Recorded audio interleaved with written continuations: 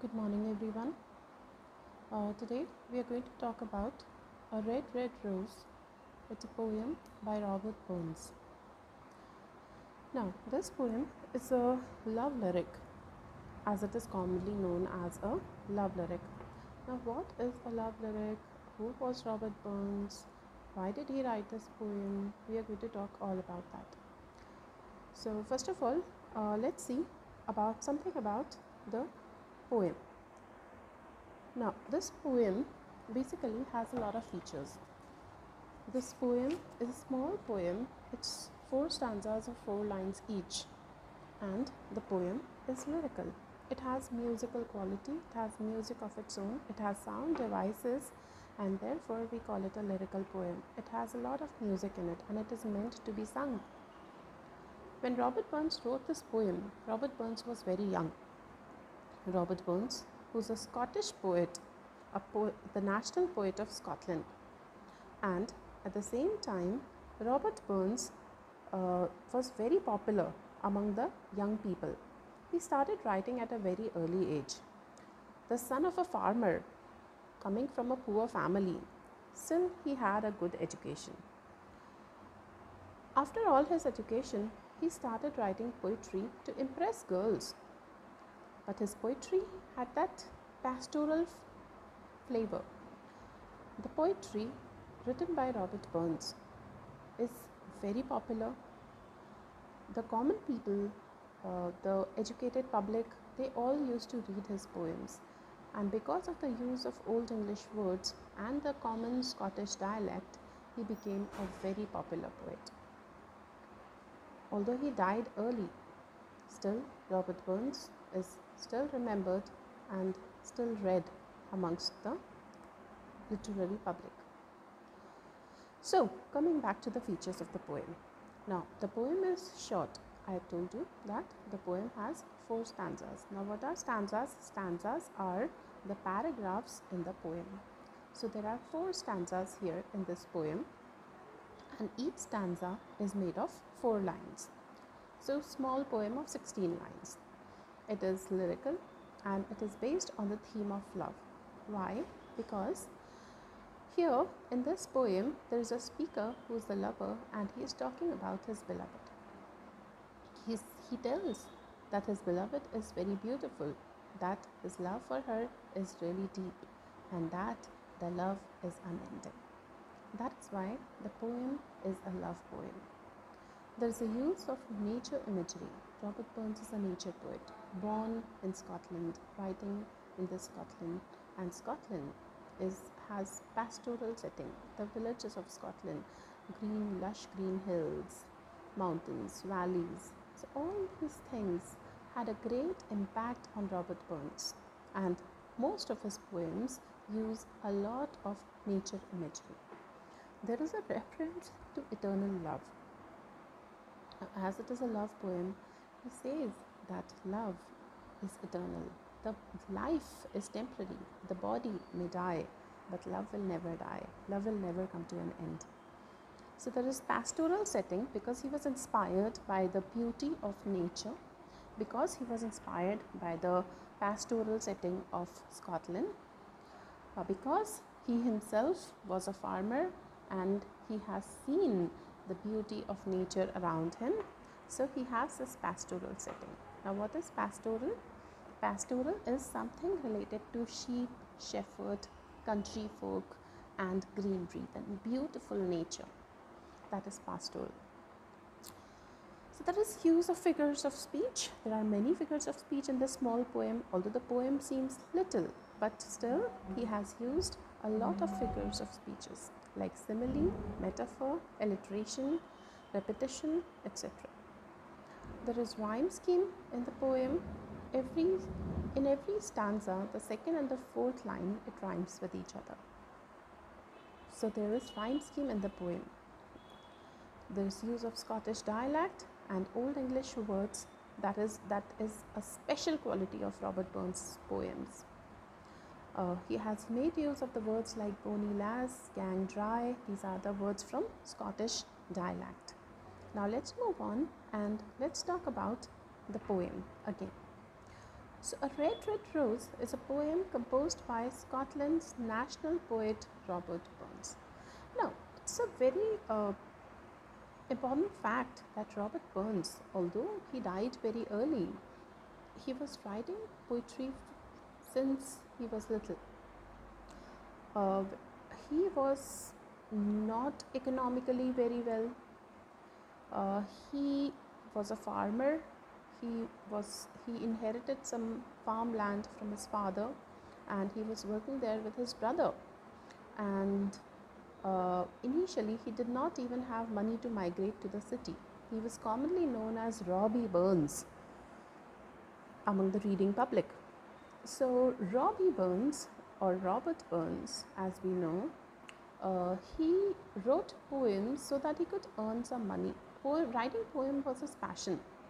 But when he published his first book, it was very well received by the literary public and the reading public, all of it, whether it is in the village or in the city. So it was received very well. And after that, when he had some money, it became easier. He also got a job in an office, in a government office. Okay, and that was the reason why he could continue his writing career. So it was first published, this poem was first published in 1794 in a collection of traditional Scottish songs set to music. Robert Burns had heard a lot of Scottish songs, the local folk songs. And Robert Burns was pretty impressed by those songs. Living in the village gave him an opportunity to know all these folk traditions. And Robert Burns wrote this song. It is a sort of ballad. Now, what is a ballad? A ballad is something that tells us a story, and it is meant to be sung. Okay, so this song here, this poem here, A Red Red Rose, it is considered as a ballad because it tells a story of love, and it is musical. It is meant to be sung. So Burns' poem was inspired both by simple Scotch songs he had heard in the country and we published ballads from that period. So there were ballads written during that period when Robert Burns was writing, and then he had heard a lot of songs. So that was his inspiration behind writing this poem. And he was very popular among young ladies. He was considered to be a ladies' man. So he was very popular among young ladies, and to impress them, he had written a lot of love poems. The poem has the form of a ballad and is meant to be sung aloud. We have already seen that. It describes the speaker's deep love for his or her beloved and promise that the love will last longer than human life and even the planet itself, remaining fresh and constantly lasting. Now, so here the first stanza of the poem, it talks about the beauty of the beloved. The second stanza talks about how much the lover loves her. The third stanza talks about how deep and how unending, eternal their love is. And the last stanza talks about the temporariness of life and the permanence of love. It is a beautiful poem moving step by step forward and declaring that love is the most important thing and love is eternal. So as a contrast, A Red Red Rose begins by describing the speaker's love for a beloved with images that are beautiful but not necessarily long lasting. Now why he has used the image of a red rose? A red rose is beautiful, but its beauty is temporary. So is our youth. Our beauty is temporary. Life is temporary. So there is a contrast between life and love. Now let's come to the poem and let's see the poem. The first stanza says, "Oh, my love is like a red, red rose that's newly sprung in June. Oh, my love is like the melody that's sweetly played in tune." Four-line stanza. So in the very first stanza, he compares the beloved to a red rose and then to a melody with the use of a simile. So there are two similes in the very first stanza. So he says, "Oh, my love is like "Oh, my love is like a red, red rose that's newly sprung in June." Now, he's comparing the beloved to a rose, not just any rose, but a red rose. We know that the color red symbolizes love, it symbolizes sensuousness, passion, and rose is beautiful, delicate, amazing, and represents love. But it is not just any rose, it is a rose which has newly sprung in the month of June. And June is the month of spring. June represents spring, and spring represents the youth, the youth in our life. So here he says that my beloved, who's just like a red rose, she's extremely beautiful, she's extremely passionate, she is youthful, and she is in the prime of her youth, and I love her deeply. Oh, my love is like the melody that's sweetly played in tune.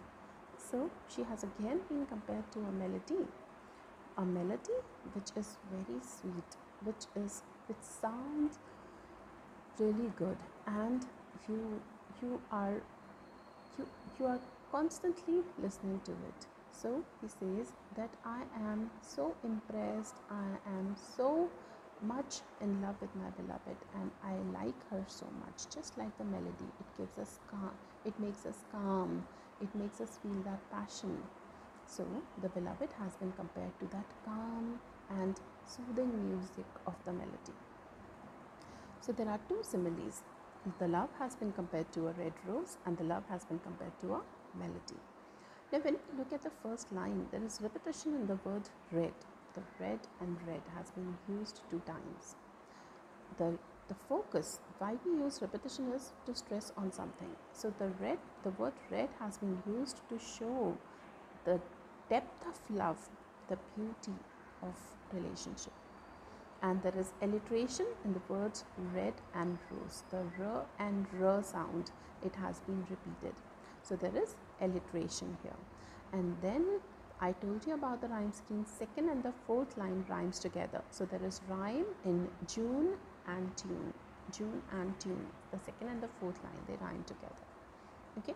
After the first stanza, when we move on to the second stanza, it says, "So fair art thou, my bonny lass, so deep in love am I, and I will love thee still, my dear, till all the seas can dry." Now here he has created a very beautiful nature image. In the first 2 lines says, "So fair art thou," you are so beautiful, you are so just, my bonny lass. Bonny means beautiful and lass means a young lady. So he says, "My beautiful young lady, I am deeply in love with you." And he is promising, he is professing his love for the beloved. "And I will love thee still, my dear, till all the seas can dry." Now he has created here an impossible image. That image is of the seas going dry. The sea has a lot of water, and it is impossible to dry up a sea. The seas can never dry. And similarly, he says, since the seas cannot dry, my love for you also cannot end. So I will love thee still. Even if the sea goes dry, my love for you will never, never end.